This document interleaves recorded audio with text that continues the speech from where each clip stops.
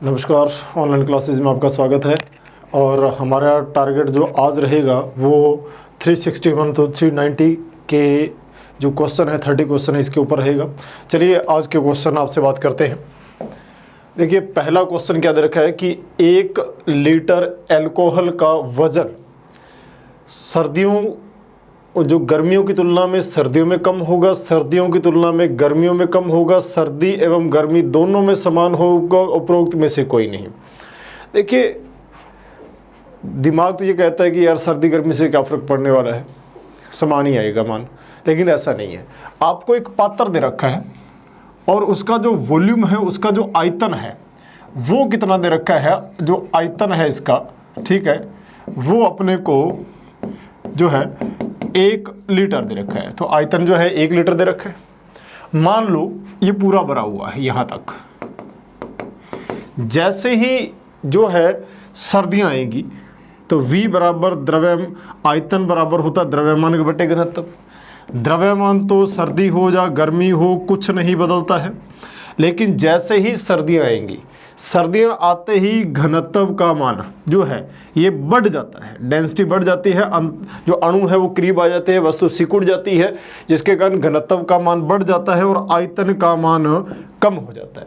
ठीक है, द्रव्यमान वही रहेगा, लेकिन घनत्व बढ़ने से जो आयतन का मान कम हो गया। जो ये पात्र पहले एकदम सिरे तक भरा हुआ था, अब हो सकता है आयतन कम होने से ये जो मान है, ठीक है, वो सिरे पर ना होकर थोड़ा सा अब जो है नीचे आ जाएगा। ये लीजिए, सिरे पर ना होकर थोड़ा नीचे आ गया, क्यों, सिकुड़ गया।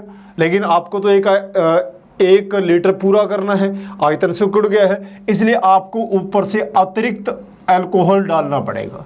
तो ऐसा करने से क्या होगा, वहाँ पर आपका मात्रा जो है वो ज़्यादा हो जाएगी। तो यही पूछा हुआ है, वजन कब ज़्यादा होगा। वजन तब ज़्यादा होगा जब सर्दियाँ आएंगी, वो सिकुड़ेगा, घनत्व बढ़ेगा, आयतन कम होगा, और आयतन को पूरा करने के लिए आप ऊपर से अतिरिक्त आयतन और डालना पड़ेगा। तो सर्दियों की तुलना में गर्मियों में तो वजन कम होता है, और गर्मियों की तुलना में सर्दियों में जो वजन है वो ज़्यादा होता है। ठीक है, क्वेश्चन नंबर 362, सार्वत्रिक गुरुत्वाकर्षण नियतांक की विमा पूछी है। देखिए सार्वत्रिक गुरुत्वाकर्षण नियतांक की विमा जी पूछा है। जी का फॉर्मूला जो है वो मान कैसे निकालेंगे। देखिए हम जानते हैं गुरुत्वाकर्षण बल F बराबर होता है G m1 m2 बटे आर स्क्वायर। तो G बराबर आएगा F इंटू आर स्क्वायर बटे में m1 m2। G बराबर, अच्छा बल की विमा क्या होती है, m1 L1 T-2, are square का मतलब L2 बटे में कितना आएगा, m2। तो G बराबर आ जाएगा m-1 L3 T-2। तो ये मेरे पास किसका मान है, सार्वत्रिक गुरुत्वाकर्षण नियतांक विमा। चेक कीजिए, यहाँ जो रेड कलर से शो किया हुआ है ये उसका ऑलरेडी आंसर आपको बताया हुआ है, ताकि आप फटाफट इस आंसर को देखते हुए आप अपना आंसर जांच कर लें कि आपने क्या निकाला है। आप भी साथ साथ क्वेश्चन सॉल्व कीजिए और जितना मुझसे भी पहले आंसर देने की कोशिश कीजिए। चलिए क्वेश्चन नंबर अगले पे चलते हैं। 363, हाइड्रोजन परमाणु की प्रथम उत्तेजित अवस्था व मूल उत्तेजित अवस्था में इलेक्ट्रॉनों की कक्षाओं के क्षेत्रफलों का अनुपात क्या होगा। देखिए क्षेत्रफलों का अनुपात पूछा हुआ है।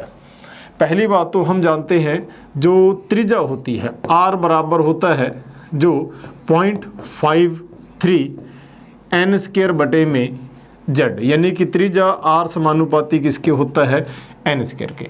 अब आपको प्रथम उत्तेजित अवस्था और मूल अवस्था दे रखा है। ठीक है, मूल का मतलब है n का मान 1 है और प्रथम उत्तेजित अवस्था का मतलब होता है n का मान 2 है। तो r प्रथम उत्तेजित अवस्था बटे में r मूल अवस्था बराबर क्या आएगा, 2 बटे में 1 का होल स्क्वायर, क्योंकि n स्क्वायर आ जाएगा, बराबर कितना आ जाएगा अपने पास 4 बटे में 1।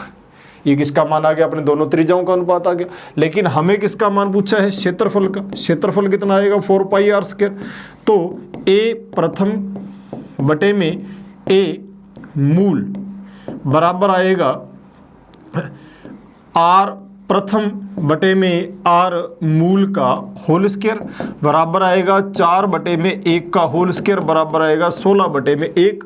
तो यहाँ जो अपना आंसर आएगा, ठीक है, वो कितना आएगा 16:1 आंसर आएगा। रेड कलर से 2 अनुपात दे रखा है, ये नहीं आएगा। अपने कैलकुलेशन से आंसर जो आ रहा है वो 16:1 आ रहा है। किसी क्षैतिज नली में केरोसिन तेल का प्रवाह वेग, देखिए वेग दे रखा है कितना है 5 मीटर प्रति सेकंड, और क्या दे रखा है जी का मान दे रखा है 10 मीटर प्रति सेकंड स्क्वायर जो है। हमें पूछा क्या है वेग शीर्ष।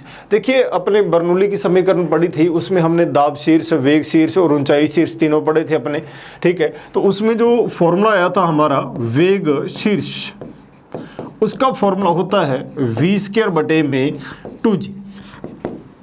अच्छा, जो वेग है उसका वर्ग करना है, मतलब 5 गुणा में 5 बटे में 2 इंटू जी का मान कितना आएगा 10।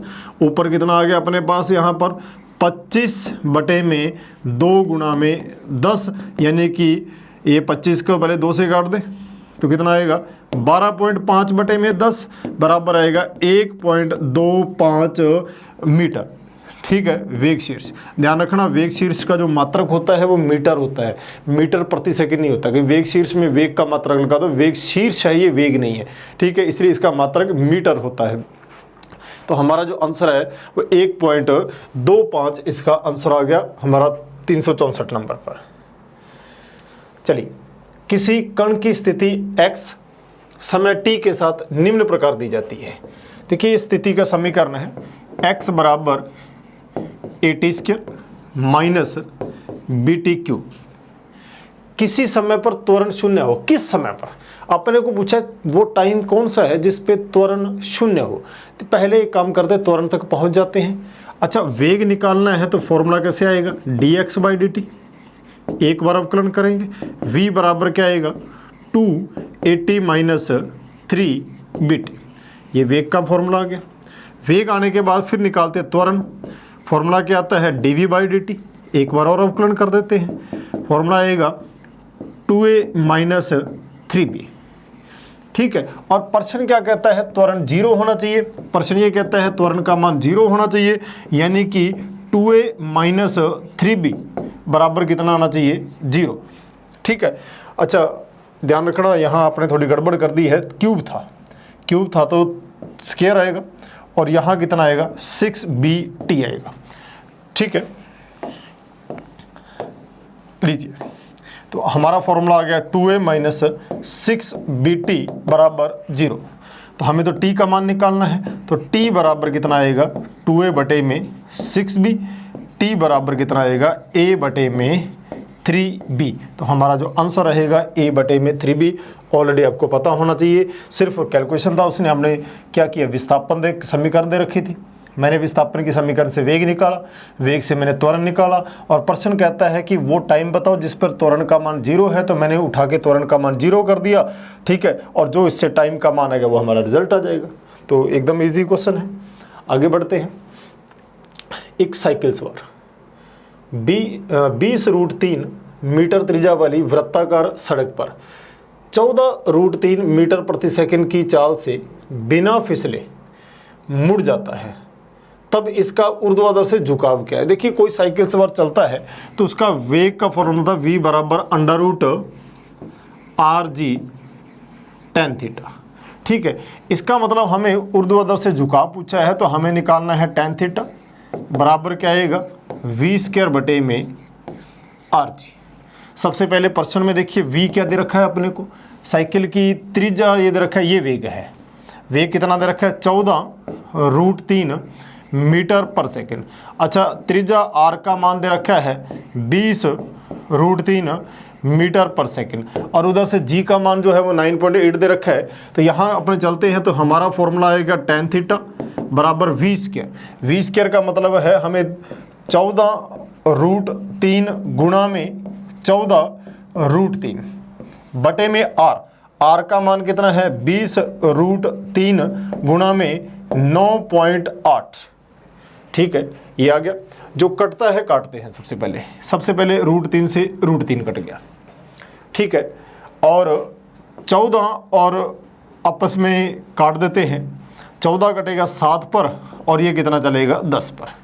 ठीक है, तो ऐसा करने से tan थीटा बराबर ऊपर रहेगा 7 गुणा में 14 गुणा में √3 इंटू, ठीक है, ये 10 ऊपर चला गया, गुणा में 9.8 का हटा है वो भी 10 ऊपर चला गया, बटे में कितना रह गया है 98। ठीक है, 14 को इससे काट देते हैं तो 7 और ये 7 से 60 कट गया। ठीक है, तो ये हमारे पास मान आ जाएगा इसके लिए।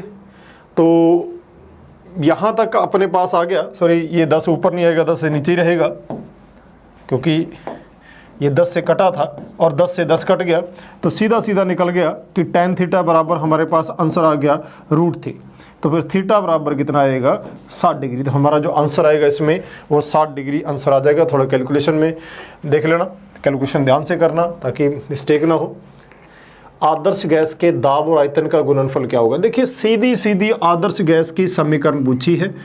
PV बराबर होता है μRT, यहाँ PV समानुपाती होता है T। दाब आयतन दोनों का गुणा किसके बराबर होता है? समानुपाती, ताप के। तो यहाँ यही पूछा है दाब व आयतन का गुणनफल किसके होता है? तो ताप के समानुपाती होता है। ये आंसर अपने पास आ जाएगा।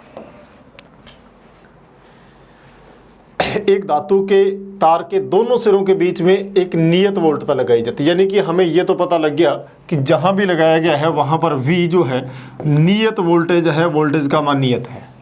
यदि तार की लंबाई व त्रिज्या दोनों दुगनी कर दी जाए तो उत्पन्न ऊष्मा की दर का मान क्या होगा? देखिए उत्पन्न ऊष्मा H बराबर होता है V² बटे में R। तो H समानुपाती 1/R, क्योंकि V तो कांस्टेंट है, तो प्रतिरोध जितना कम होगा ऊष्मा का मान उतना ही ज्यादा होगा। चलिए पहला प्रतिरोध का मान मानते हैं R बराबर ρL बटे में, ठीक है, πr²। ए को πr² दिखे। सेकंड बार क्या कहता है? रो। अच्छा, L की जगह क्या करने को कह रहा है? तार की लंबाई तथा त्रिज्या दोनों दुगनी कर देते हैं। लंबाई को मैं 2L लिख देता हूं, पाई R की जगह मैं 2R का स्क्वायर लिख देता हूं। मैंने लंबाई भी दुगनी कर दी, मैंने त्रिज्या भी दुगनी कर दी है। तो R' बराबर रो, देखिए 1 2 से 2 तो कट जाएगा, लेकिन 1 2 और बचा रहेगा क्योंकि वो 4 आएगा नीचे, इसलिए यहां पर ρL बटे में 2πr² बनेगा, यानी कि R' बराबर R/2। अब जरा देखिए ऊष्मा प्रतिरोध के व्युत्क्रमानुपाती है। प्रतिरोध जितना कम होगा ऊष्मा उतनी ही ज्यादा होगी, और हमारे क्वेश्चन के अनुसार प्रतिरोध आधा रह गया है। प्रतिरोध आधा रह गया है तो ऊष्मा दुगनी हो जाएगी। तो यहां जो हमारे पास ऊष्मा का मान आएगा वो कितना आएगा? 2 गुना हो जाएगा। साबुन के बुलबुले को फूंक मारकर इतना बड़ा बनाया जाता है कि त्रिज्या दुगनी हो जाए। तो साबुन के घोल का पृष्ठ नाप T हो तो आवश्यक कार्य कितना है? देखिए पहले जो बुलबुला है हमें ये दे रखा है, साबुन का बुलबुला है, उसकी त्रिज्या कितनी है? R है। मैंने इसको फूंक मार के बड़ा कर दिया और इसकी त्रिज्या कितनी कर दी? मैंने 2R। तो इसके लिए मुझे कार्य पूछा है। पहली बात तो बुलबुला है, इसके लिए 2T/R की जगह 4T/R प्रस्थ मान होता है, इसलिए किया गया कार्य W बराबर होता है। ठीक है, पहला 4 की जगह कितना आएगा? 8πr² माइनस R2 का स्क्वायर माइनस 8πr1² इंटू क्या आएगा? T। क्योंकि वैसे तो प्रस्थनांक का पूरा फॉर्मूला क्या था? क्षेत्रफल इंटू प्रस्थनांक भी आएगा। ठीक है, तो यही आएगा क्योंकि अपने जानते हैं W बराबर क्या होता है? ΔA into T। ये किए गए कार्य के बराबर होता है, तो यही क्षेत्रफल में परिवर्तन आएगा। ठीक है, बुलबुला है तो W बराबर 8π बाहर ले लेते हैं, R2 की जगह 2R का स्क्वायर माइनस R का स्क्वायर इंटू क्या आएगा? T। W बराबर 8π 4R² माइनस R² कितना आ जाएगा अपने पास? 3R² into T। तो W बराबर क्या आएगा? 24πr² into T। तो ये हमारे पास किया गया कार्य का मान आ गया। तो 24πr² into T, D option आ जाएगा क्वेश्चन नंबर 60 जो है 9 का। तो हमारे पास आंसर बढ़ते जा रहे। एक लिफ्ट में रखी भारमापी तुला पर एक व्यक्ति खड़ा है। ठीक है, स्थिर अवस्था में केवल गुरुत्वीय त्वरण काम कर रहा है, कोई अन्य त्वरण नहीं है। उसका भार 40 किलोग्राम अंकित होता है। यदि लिफ्ट ऊपर की ओर ध्यान रखना ऊपर की ओर जी प्लस से होता है। 2 मीटर प्रति सेकंड के त्वरण से प्रारंभ कर दे तो अंकित मान कितना आएगा। देखिए पहले बार है W बराबर mg, जिसका मान इसने अपने को कहा कि 40 किलोग्राम भार जो है अंकित है उसके ऊपर। दोबारा क्या आएगा, नया फॉर्मूला आया mg प्लस ए त्वरण से ऊपर की ओर जा रहा है, तो कहता नया मान कितना आएगा। तो अपने एक काम करते हैं, W डैश बटे में W दोनों का भाग देते हैं, m से m तो कट ही गया, ऊपर आएगा g प्लस ए बटे में g। तो W डैश बराबर W का मान कितना है हमारे पास 40 बराबर g का मान 10 प्लस 2 बटे में 10। तो W डैश बराबर ऊपर कितना आएगा 12 बटे में 10, 6 बटे में 5 गुणा में 40, ये इससे कट जाएगा 8 पर। तो 8 और 6 का गुणा करेंगे तो 48 किलोग्राम भार उसका वहां पर मान आएगा। तो हमारा आंसर कितना आएगा 48 किलोग्राम भार के रूप में। क्वेश्चन नंबर 71, विस्थापन का जब आयाम आधा है, स्थितिज ऊर्जा व कुल ऊर्जा का अनुपात क्या है। देखिए जब आपको प्रश्न में कह रहा है कि विस्थापन y जो है वो आयाम का आधा है, स्थितिज ऊर्जा जो है उसका फॉर्मूला होता है E, देखिए पोटेंशियल एनर्जी उसका फॉर्मूला होता है 1/2 के वाई स्क्वायर, और कुल ऊर्जा का फॉर्मूला होता है 1/2 के ए स्क्वायर। हमें इन दोनों का अनुपात पूछा है, तो मैं लिखूंगा स्थितिज ऊर्जा बटे में गतिज ऊर्जा, यहाँ आएगा 1/2 के वाई स्क्वायर अपॉन 1/2 के ए स्क्वायर। तो ये टोटल एनर्जी है, ई काइनेटिक एनर्जी बटे में ई टोटल। अच्छा वाई को जगह क्या लिखा जा सकता है, अपने वाई का मान जो है वो 1/2 का स्क्वायर बटे में ए स्क्वायर। वाई का मान कितना a/2 है। अच्छा ए स्क्वायर से ए स्क्वायर तो घट जाएगा, लेकिन 2 का मान आएगा तो ये कितना आएगा 1/4। तो यहाँ जो अनुपात है वो कितना आएगा अपने पास 1/4 या 1:4 आएगा। देखिए कौन सा अपने को डायोड जो है वो उत्क्रम अभिनित यानी कि रिवर्स बायस में है। रिवर्स बायस में होने के लिए देखिए यहाँ 15 वोल्ट है, यहाँ 10 वोल्ट है, तो ये मान उच्च है और ये मान जो है निम्न है, और धारा उच्च से निम्न की ओर जाएगी। तो यानी कि ये तो अग्र बायस में है, फॉरवर्ड में है। अच्छा ये देखिए -5 और -10, -5 और -10 में -5 तो जो है ये उच्च है और -10 जो है निम्न है। धारा उच्च से निम्न की ओर जा सकती है, ये भी हमारे पास फॉरवर्ड बायस है। अच्छा यहाँ चेक कीजिए, ये -10 है और ये ग्राउंड किया हुआ है, पृथ्वी से जुड़ा है। पृथ्वी से जोड़ने का मतलब होता है 0 वोल्ट। -10 0 की तुलना में छोटा है, इसका मतलब अब की बार ये तो उच्च है और ये निम्न है। धारा उच्च से निम्न ये वाला जो आता है ये रिवर्स बायस में आता है। यहाँ चेक करो, ये 10 प्लस का है और ये माइनस का है, तो ये तो आ गया उच्च और ये आ गया निम्न। धारा जाएगी तो ये भी क्या है फॉरवर्ड बायस। तो हमारा जो रिवर्स बायस आएगा वो कौन सा ऑप्शन आएगा, यहाँ पर सी ऑप्शन हमारा रिवर्स बायस का है। एक धातु का कार्यफलन दे रखा है। देखिए कार्यफलन वो इलेक्ट्रॉन को दी गई न्यूनतम ऊर्जा होती है जो किसी भी सतह से इलेक्ट्रॉन को उत्सर्जित करने के लिए आवश्यक होती है। फोटोन द्वारा दी गई वह न्यूनतम ऊर्जा जो किसी भी सुग्राही सतह से इलेक्ट्रॉन को उत्सर्जित करने के लिए आवश्यक होती है। फॉर्मूला होता है W बराबर h। ठीक है, अब हमें उसकी आवृत्ति पूछी है, कार्यफलन का मान दे रखा है, तो न्यू बराबर क्या आएगा W बटे में h। अच्छा W का मान कितना दे रखा है 2.51 इलेक्ट्रॉन वोल्ट है। 1.6 गुणा 10 की पावर -19 से गुणा करते ये जूल में बदल जाएगा। बटे में h का मान 6.62 गुणा 10 की पावर -34 जूल होता है। आवृत्ति का मान आ जाएगा देखिए 2.51 गुणा में 1.6 बटे में 6.2 गुणा में 10 की पावर प्लस के 34 और 14 और 1 15 आ जाएगी प्लस की। ठीक है, एक काम करते हैं, एक पावर को इधर ले लेते हैं, न्यू नोट बराबर 2.25 गुणा में 16 लिख लेते हैं, बटे में 6.62 गुणा में 10 की पावर 14। देखिए 16 दूना 32 और ये 2.25 है तो 36-37 के आसपास माना जाएगा। 37 बटे में 6 लगभग 6 पॉइंट समथिंग मान आएगा। तो हमारा 6 पॉइंट समथिंग ये वाला इंटू 10 की पावर कितनी आ जाएगी अपने पास ए। तो न्यू नोड का जो मान आएगा अपने पास 6.08 गुणा 10 की पावर 14 चक्कर पर सेकंड, यानी कि हर्ट्ज वहां की फ्रीक्वेंसी आ जाएगी। सिंपल सा क्वेश्चन था जिसको अपने सिर्फ एक मैथमेटिकल कैलकुलेशन के द्वारा हल करना था। तो ये हमारा 73 क्वेश्चन था। क्वेश्चन नंबर 74, एक कार क्षैतिज सड़क पर 100 मीटर प्रति सेकंड की चाल से गतिमान है, यानी कि उसका वेग दे रखा है u बराबर 100 मीटर प्रति सेकंड। ब्रेक लगा के कितनी दूरी पर रोका जा सकता है? घर्षण गुणांक म्यू 1/2 कह सकता हूं। देखिए 0.5 को 1/2 लिख सकता हूं, ठीक है। कितनी दूरी पर रोका जाए? देखिए इसका सीधा फॉर्मूला होता है S बराबर u² बटे में 2 म्यू जी। S बराबर u², यानी कि 100 गुणा में 100 बटे में 2 इंटू म्यू का मान 1/10। ये 2 से कट गया, 1 इससे कट गया, तो विस्थापन कितना बच गया मेरे पास? 1000 मीटर। तो इजी क्वेश्चन है, फटाफट होते जा रहे हैं। और डिफेंस में देखना बहुत कोई हार्ड क्वेश्चन नहीं आते।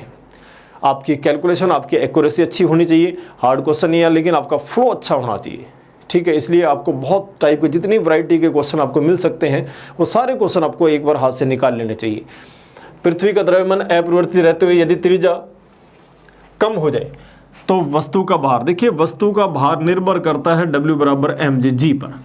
द्रव्यमान तो बदलता ही नहीं है। जी बढ़ेगा तो भार बढ़ेगा, जी कम होगा तो भार कम होगा। चलिए जी का देखते हैं। तो जी बराबर फॉर्मूला आता है gm बटे में r²।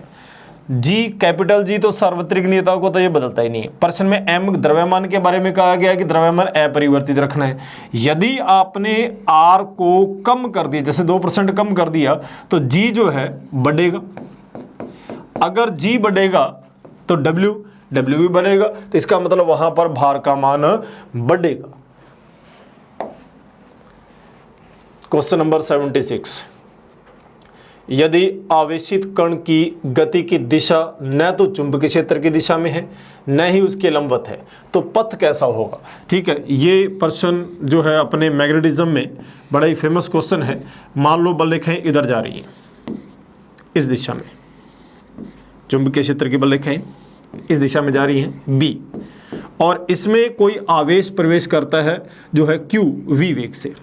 घटक तोड़ते हैं थीटा कोण से, तो ये जो है ये घटक थीटा है, तो ये क्या आ जाएगा V cos थीटा, और ये क्या करेगा लंबवत घटक V साइन थीटा। देखिए जो लंबवत घटक होता है ये इसे वृत्ताकार मार्ग पे घुमाता है, और V साइन cos थीटा जो है क्षैतिज घटक है उसे रेखीय गति प्रदान करता है। इसका मतलब इसमें घूर्णी गति भी होगी, रेखीय भी होगी, तो ये घूमता हुआ, ठीक है, आगे बढ़ता है। इसको अपने सर्पिलाकार हेलिक्स, ठीक है, या कुंडली नुमा गति के नाम से जानते हैं। तो यदि कोई आवेश थीटा 90 और अगर 0 के बीच में प्रवेश करता है तो उसका पथ सर्पिलाकार या हेलिक्स होता है। तो आसान क्वेश्चन था। यदि यंग के द्विस्लिट प्रयोग में स्लिटों के बीच की दूरी 1/3 कर दी जाए तो फ्रिंज चौड़ाई n गुना हो जाती है। n का मान क्या होगा? देखिए बीटा बराबर फॉर्मूला होता है lambda capital D by small d। स्लिटों के बीच की दूरी ये वाली, इसको वो कह रहा है कि d/3 कर दो, तो फिर बीटा जो है अगर ये दूरी 1/3 रह जाएगी तो फ्रिंज चौड़ाई 3 गुना बढ़ जाएगी। वो कह रहा है कितने गुना बढ़ गई? n गुना बढ़ गई। तो इसका मतलब कितने गुना बढ़ गई है? वो 3 गुना बढ़ गई। दोनों स्लिट, दोनों छिद्रों के बीच की दूरी जितनी कम होती जाएगी फ्रिंज चौड़ाई उतनी ही ज़्यादा होती जाएगी। तो ये हमारे पास 77 क्वेश्चन था। किसी निश्चित ऊंचाई से एक गेंद को गिराया जाता है, ठीक है, और सतह से टकराने के बाद 50% गतिज ऊर्जा खो देती है, पुनः कितनी ऊंचाई तक जाएगा? देखिए वो कह रहा है कि किसी पार्टिकल को h ऊंचाई से गिराया और वापस वो h' ऊंचाई तक जाता है और इससे 50% एनर्जी खो देता है। यदि पहले ऊर्जा mgh थी और अब ऊर्जा mgh' है, और वो प्रश्न क्या कह रहा है कि mgh' जो है 50% का मतलब आधी है किसकी? mgh की, तो mg से mg कट गया, इसका मतलब ऊंचाई भी आधी ही रह जाएगी। तो ये ऊंचाई कितनी होगी? प्रारंभिक ऊंचाई की आधी होगी। सिंपल क्वेश्चन है एकदम। धातु का एक आवेशित गोला दो आवेशित प्लेटों के बीच में रखा हुआ है, बल रेखाओं की प्रकृति क्या होगी? देखिए, जहां तक धातु के गोले की बात आती है, जब इसको किसी भी प्लेटों के बीच में रखा जाएगा इस टाइप से, ठीक है, पहली बात तो कोई भी बल रेखा आएगी वो हमेशा इसके सतह के लंबवत इसमें प्रवेश करेगी, और जब इससे सतह से निकलेगी तो सतह के लंबवत ही सतह से निकलेगी। यहां भी 90 डिग्री का कोण बनेगा और यहां भी 90 डिग्री का कोण बनेगा। रही बात दो, धातु के आर पर कभी बल रेखा नहीं गुजरती है, क्योंकि अंदर धातु है, धातु के अंदर विद्युत तीव्रता 0 होती है, इसके अंदर कोई बल रेखा नहीं होगी। तो किसी भी सतह पर धातु के लंबवत बल रेखाएं प्रवेश करेंगी, लंबवत ही निर्गत होंगी, लेकिन धातु के अंदर कोई बल रेखा नहीं होगी। यदि मैं इसमें देखा जाए तो ये पहला लंबवत नहीं है, दूसरे में अंदर से प्रवेश करिए, ये गलत है, ये यहाँ लंबवत नहीं है, ये ऑप्शन जो है वो बिल्कुल सेट बैठता है। लंबवत आ रही है और लंबवत निर्गत हो रही है और धातु के अंदर से कोई भी बल रेखा नहीं गुजर रही, इसका मतलब सी हमारा बल रेखाओं के नियमानुसार राइट क्वेश्चन होता है। यदि अधिक दाब पर सिलेंडर फट जाए, देखिए कोई भी गैस यदि अचानक फट जाता है, सिलेंडर अचानक फटता है, इसका मतलब वहां पर डेफिनेट एडियाबेटिक प्रोसेस होगा, मतलब रुद्धोष्म प्रक्रम होगा। ये तो कंफर्म होता है। जब कोई चीज अचानक गुब्बारा फट गया, अचानक सिलेंडर फट गया, ये जब भी पूछा जाएगी तो वहां रुद्धोष्म प्रक्रम होगा, इसका मतलब वहां पर सारे ही रुद्धोष्म के बारे में बात करें, ठीक है। अचानक फट गया तो गैस में अचानक प्रसार होगा, यदि प्रसार होगा तो कार्य धनात्मक होगा, और रुद्धोष्म प्रक्रम के लिए डेल्टा क्यू जो होता है वो तो मान होता है 0, इसलिए डेल्टा यू बराबर होता है माइनस डेल्टा डब्ल्यू, या डेल्टा डब्ल्यू बराबर होता है माइनस डेल्टा यू। जब कार्य प्रसार होता है तो कार्य धनात्मक होता है, और कार्य धनात्मक होने से आंतरिक ऊर्जा ऋणात्मक होती है। जब गैस अचानक फैलेगी, प्रसार होने पर धनात्मक कार्य के कारण आंतरिक ऊर्जा ऋणात्मक होगी और ताप में कमी होगी, इसलिए जब गैस फैलेगी तो तापमान में कमी होगी। तो इसका मतलब वृद्धि वाला ऑप्शन नहीं हो सकता, वृद्धि वाला ऑप्शन नहीं हो सकता। अब रही बात ये उत्क्रमणीय है या अनुत्क्रमणीय है, तो तेजी से गैस ठंडा होने की जो घटना है ये अनुत्क्रमणीय, ठीक है, रुद्धोष्म प्रक्रम होता है जिसमें तापमान में कमी आती है। एक पतली छड़ जिसका द्रव्यमान m तथा लंबाई जो है वो अपने को L दे रखी है, ठीक है। इस छड़ के सिरे से लंबाई के लंबवत अक्ष के पारित जड़त्व आघूर्ण का मान क्या होगा? ये एक छड़ है, ये द्रव्यमान केंद्र से जाने वाली अक्ष है, और इसके सापेक्ष जड़त्व आघूर्ण जानते हैं, ICM बराबर होता है 1/12 ml², ये ml² बटे 12। अपने को यहां से एक छड़ दे रखे जिसके सापेक्ष जड़त्व आघूर्ण का मान अपने को पूछा है। अच्छा, सारी दूरी कितनी है, छड़ की लंबाई कितनी है L, ये कितनी है L/2, और ये भी कितनी है L/2। अब ये दोनों छड़ों में ये द्रव्यमान केंद्र से जा रही है, इसका जड़त्व आघूर्ण पता है, इसका मान ज्ञात करना है। दोनों समांतर अक्षें हैं और दोनों के बीच की दूरी L/2 है, इसलिए जड़त्व आघूर्ण I बराबर समांतर अक्षों की प्रमेय लगा देते हैं, ICM प्लस md²। I बराबर ICM का मतलब हो गया ml² बटे में 12 प्लस m, दोनों अक्षों के बीच की दूरी L/2 का होल स्क्वायर। I बराबर आ जाएगा ml² बटे में 12 प्लस ml² बटे में 4। तो I बराबर फॉर्मूला इन दोनों को सॉल्व करेंगे तो ml² बटे में 3 आ जाता है। और हाँ, ये वैसे भी छड़ के लिए अच्छा रहेगा, मान आप याद रखो और भी ज़्यादा अच्छा रहेगा।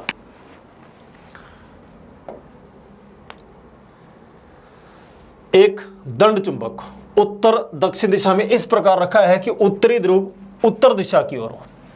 देखिए, इधर उत्तर दिशा है, इधर दक्षिण दिशा है, और हमें कहा गया है कि छड़ चुंबक का उत्तरी ध्रुव उत्तर दिशा में हो, उत्तरी ध्रुव उत्तर दिशा में हो। जिधर उत्तर होता है उधर पृथ्वी का दक्षिणी ध्रुव होता है, जिधर दक्षिण दिशा होती है उधर पृथ्वी का उत्तरी ध्रुव होता है। बल रेखाएं किधर जाएंगी? N से S की ओर, N से S की ओर। सारी बल रेखाएं किधर जाएंगी? N से S की ओर। लेकिन कुछ बल रेखाएं N से इधर भी आएंगी S की ओर। इस कारण यहां पर दोनों तरफ एक उदासीन बिंदु प्राप्त होंगे जहां पर पृथ्वी की चुंबकीय तीव्रता और इस छड़ चुंबक की चुंबकीय तीव्रता दोनों बराबर और विपरीत हो जाते हैं, और निरक्ष पर दो उदासीन बिंदु प्राप्त होते हैं। ठीक है, अगर ये उत्तर दक्षिण दिशा है तो ये कौन सी दिशा होगी? पूर्व पश्चिम। और यही पूछा हुआ है कि शून्य तीव्रता वाले बिंदु कहा जाता है। उदासीन बिंदुओं को कहां पाए जाएंगे? उत्तर दक्षिण में तो चुंबक है, तो पूर्व पश्चिम दिशा में, उसके लंबवत दिशा में अपने उदासीन बिंदु प्राप्त होंगे। कौन सा गेट है? बहुत इजी है, बहुत इजी। आप जानते हो ये गेट कौन सा है। ठीक है, ये गेट जो पीछे है एंड गेट का चिन्ह है, प्लस ये जो है नोट गेट का चिन्ह है, और ये बनने वाला गेट जो है वो कौन सा हो जाता है? नैंड गेट हो जाता है। तो इसका आंसर कौन सा आ जाएगा? नैंड गेट आ जाएगा। हाँ, यदि इसी गेट में आपसे वो ये कह दे ये दोनों इनपुट है, ये तो नैंड है, लेकिन यदि इसके दोनों इनपुट को जोड़ दे तो फिर नैंड नहीं रहता, ये कौन सा गेट हो जाता है? फिर ये नोट गेट हो जाता है। फिलहाल इसके इनपुट नहीं जुड़े हुए थे, तो ये कौन सा गेट हो गया हमारे लिए? नैंड गेट हो गया। ऊष्मा के स्थानांतरण की दर किस विधि में अधिकतम होती है? देखिए, सबसे तेज विधि कौन सी होती है? विकिरण विधि होती है। 3 × 10⁸ मीटर पर सेकंड की स्पीड से ये जो है थर्मल ऊष्मीय विकिरणें एक जगह से दूसरी जगह पर स्थानांतरित होती हैं। एक धातु की छड़ नियत वेग से लंबाई के लंबवत गति करती हुई ऐसे चुंबकीय क्षेत्र में गति करती है जो छड़ और वेग दोनों के ही लंबवत है। तो इसमें जो विद्युत वाहक बल प्रेरित होगा E बराबर कितना आएगा? VBL। ठीक है, ये विद्युत वाहक बल प्रेरित होगा। ठीक है, पूरी छड़ में विभव समान होगा नहीं। ठीक है, सिरों पर विभवांतर होता है। एक सिरा इसका प्लस का काम करेगा और एक सिरा जो है इसमें माइनस का काम करेगा। ये मान लो प्लस का सिरा। ठीक है, पूरी छड़ में एक जैसा थोड़ी है, तो एक प्लस का सिरा एक। ठीक है, छड़ के अंदर एक विद्युत क्षेत्र उत्पन्न होता है, बिल्कुल प्लस से माइनस की ओर एक विद्युत क्षेत्र उत्पन्न हो जाता है। ठीक है, लॉरेंज के बल के कारण आवेश दूर जाते हैं, जबकि विद्युतीय क्षेत्र के कारण आवेश पास आते हैं, और दोनों के सामंजस्य के कारण वहां पर विद्युत वाहक बल जो प्रेरित होता है E बराबर VBL होता है। ठीक है, छड़ के केंद्र पर विभव उच्चतम होता है, नहीं किनारों पर होता है ये तो। ठीक है, तो ये जो है मान ये सारे बैठते नहीं है, तो जो इंपॉर्टेंट एक ही ऑप्शन बैठता कौन सा? B। तो इसके अंदर एक विद्युत क्षेत्र उत्पन्न होता है।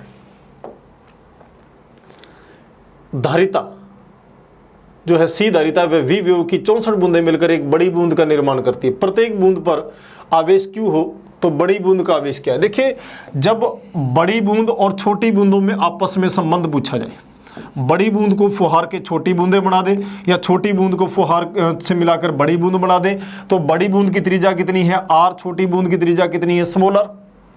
बड़ी बूंद पर आवेश कैपिटल Q, छोटी बूंद पे आवेश स्मॉल q। इनकी संख्या कितनी है? n। ठीक है, इसकी धारिता C है, इसकी धारिता C' है, या इसकी C' मान लेते हैं, इसकी धारिता C मान लेते हैं। इस पर आवेश दे दिया, इसका विभव V' मान लेते हैं, इसका विभव V मान लेते हैं, इसकी ऊर्जा U' मान लेते हैं, इसकी ऊर्जा U, इसका घनत्व σ', इसका सिग्मा। तो बड़ी बूंद और छोटी बूंद में यदि संबंध पूछा जाए तो आवेशों में संबंध होता है Q बराबर N × N बूंदों का आवेश मिलकर बड़ी बूंद का आवेश बनाता है। आवेश संरक्षण सिद्धांत से यही रहेगा, और इस प्रश्न में तो हमसे यही पूछा हुआ है कि 64 बूंदें हैं, तो Q बराबर कितना आएगा? 64 Q हो गया। यदि हमसे इसमें धारिता पूछी जाती तो C' बराबर होता है N⁻⁴ × C। अगर विभव में संबंध पूछा जाओ, अब धारिता छोड़ो, अपने त्रिज्या में संबंध, तो R' बराबर होता है N⁻⁴ × स्मॉल r। आवेश घनत्व में संबंध पूछा जाए N⁻⁴ × सिग्मा। ये यदि इनमें संबंध पूछा जाए। यदि विभव में संबंध पूछा जाए तो n की पावर कितना होता है? 2/3 × V होता है। और यदि ऊर्जा का संबंध पूछा जाए तो n की पावर 5/3 × U होता है। ये सारे फॉर्मूले हैं, और इन्हीं के आधार पर हमें आवेश का संबंध होता है, धारिता का संबंध, त्रिज्या का संबंध, सिग्मा का संबंध यानी कि आवेश घनत्व का संबंध, विभव का संबंध और ऊर्जा का संबंध। इस प्रकार से बड़ी बूंद और छोटी बूंद में हम संबंध पता कर सकते हैं। प्रत्याशा सीमा के अंतर्गत जो प्रतिबल है वो विकृति के समानुपाती होता है। हुक का नियम है, समानुपाती को हटाते हैं तो प्रत्याशा गुणांक आ जाता है। तो ये हुक का नियम है, बहुत इजी नियम है, प्रत्याशा सीमा के अंदर ही नियम फॉलो होता है। जब प्रकाश वायु से कांच में जाता है, ठीक है, एक माध्यम से दूसरे माध्यम, जब प्रकाश एक माध्यम से दूसरे माध्यम में जाता है, देखिए वेग बदल जाता है, तरंगदैर्ध्य बदल जाता है लेकिन आवृत्ति नहीं बदलती है। नंबर 2 बात, v बराबर फॉर्मूला होता है n लैम्डा, ठीक है। आवृत्ति जो है वो तो अपरिवर्तित रहती है, यदि वेग बढ़ता है तो लैम्डा बढ़ता है, वेग कम होता है तो लैम्डा भी कम होता है, लेकिन आवृत्ति नहीं बदलती है। तो सबसे पहले आवृत्ति दोनों बदलते हैं? नहीं, दोनों बढ़ते हैं। तरंगदैर्ध्य बढ़ती है लेकिन आवृत्ति वही रहती है, तरंगदैर्ध्य नहीं बढ़ेगी। देखिए तरंगदैर्ध्य बढ़ती तो वेग बढ़ता है, जब वायु से कांच में जाएगा वेग कम होगा, वेग कम होगा तो तरंगदैर्ध्य घटेगी, लेकिन आवृत्ति वहां पर अपरिवर्तित रहेगी। तो इस क्वेश्चन का आंसर क्या आएगा? सी आएगा। वाटहीन धारा, देखिए वाटहीन धारा में या तो चौक कुंडली लगी होती है, ठीक है, और चौक कुंडली की जहां तक बात आती है तो वो धारा के साथ 90 डिग्री का कलांतर देती है। हमें यही कलांतर पूछा हुआ है, तो धारा के साथ कितना कलांतर देती है? वो 90 डिग्री का, जिससे शक्ति क्षय जो है वो शून्य हो जाता है उसका, इसलिए इसको वाटहीन धारा कहते हैं। एक प्रतिरोध, ठीक है, की त्रिज्या जो है आधी कर दी जाती है आर प्रतिरोध वाले, तो नया प्रतिरोध क्या होगा? देखिए त्रिज्या आधी करने का मतलब है, याद रखना, इसको खींचकर आधी कर दी जाती है, तो आर बराबर होता है अपने पास समानुपाती 1 में ए स्क्वायर, खींचने पर आर स्क्वायर का होल स्क्वायर, यानी कि आर समानुपाती आर की पावर 4। अब देखिए यदि त्रिज्या आधी हो गई तो प्रतिरोध पावर 4 लगी हुई है, तो प्रतिरोध सीधा 16 गुना हो जाएगा, इसलिए नया प्रतिरोध जो है हमारा कितना हो जाएगा? 16 आर हो जाएगा। तो ये हमने आपसे आज कोई थोड़े 30 क्वेश्चन के बारे में हमने डिस्कस करी है। आपको अच्छे लगे होंगे, आप इसी प्रकार के और भी क्वेश्चन कीजिए। आपको यदि किसी क्वेश्चन में, आपके द्वारा किए हुए क्वेश्चन में भी कोई डाउट आता है तो हमें कमेंट बॉक्स में भेजिए, हम आपको उसके भी उत्तर बताएंगे। अगली सीरीज में आपसे फिर मिलते हैं, तब तक के लिए जय हिंद।